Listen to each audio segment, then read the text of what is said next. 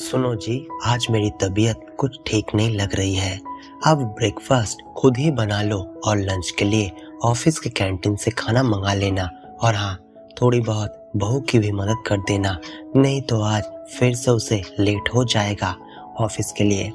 यह सब देवकी जी अपने पति दीनानाथ जी से बोल रही थी, जो खुद व्यस्तता के साथ रेडी होने में लगे थे।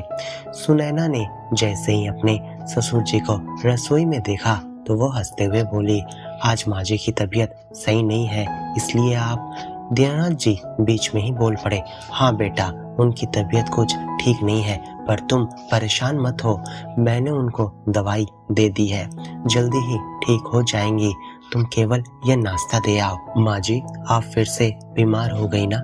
मैंने तो आपसे कहा था कि इतनी रात को बाहर का खाना मत खाओ, पर आप भी बच्ची ही बन जाती हो।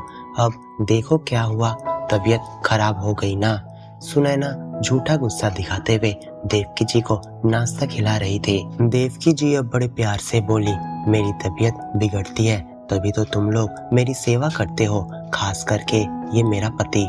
यही आदत समीर ने अपने पापा से सीखा है, तभी तो वो भी तुम्हारी सेवा में कोई कसर नहीं छोड़ता जब तुम बीमार होती हो। देवकी जी की बातें सुनकर सुनैना एक हल्के से मुस्कान भरकर चली गई। कुछ दिनों बाद सुनैना के यहाँ बुआ सास रहने आई। पिछली बार समीर के साथ शादी में जब वो आई थी तब केवल 2 दिन ही रुकी थी, क्योंकि घर की भागदौड़ उन्होंने अपने ही हाथों में ले रखा था और इसलिए वो ज्यादा कहीं रहने भी नहीं जाती थी। देवकी और सुनैना ने उनकी आवभगत में कोई कमी नहीं छोड़ी, लेकिन बुआ सास को दीनानाथ जी और समीर का घर के कामों में मदद कर देना कुछ खास पसंद नहीं आया। उस समय तो वो कुछ नहीं बोली, चुपचाप सब कुछ देखती रही, पर अगले ही दिन सुनैना बुखार के कारण बेड से उठ नहीं पा रही थी। उसका पेट बहुत दर्द कर रहा था।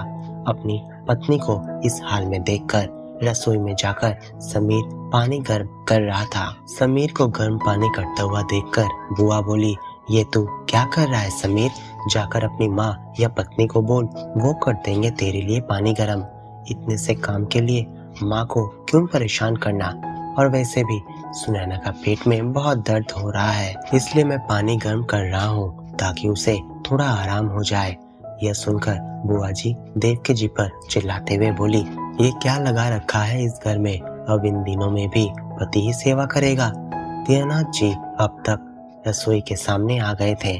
उन्होंने बुआ जी को शांत करते हुए कहा, जीजी आप गुस्सा मत करिए, इसमें गुस्सा करने वाली क्या बात है?